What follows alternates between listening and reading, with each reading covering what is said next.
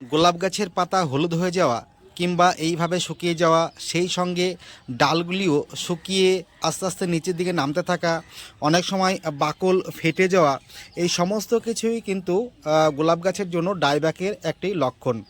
এই ক্ষেত্রে আমাদের অবশ্যই ডাল যদি ফেটে গিয়ে থাকে তাহলে আমাদের সেই ফাটল দেখে বা কালো অংশ যদি দাগ হয়ে যায় সেই অংশ দেখে ডাল আমাদের কাটিং করে দিতে হবে।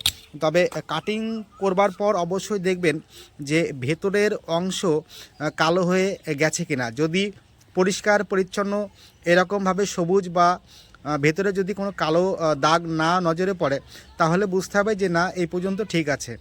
এবার কাটিং করার পর অবশ্যই ফাঙ্গিসাইড তো লাগিয়ে দিতেই হবে। আর গাছে দেখুন কিভাবে মাইটসের আক্রমণ হয়েছে, এই জন্য কনফিডার, কাকা, সুপারসোনাটা কীটনাশক প্রতি 10 দিন অন্তর ঘুরিয়ে ফিরিয়ে স্প্রে করে রাখতে হবে।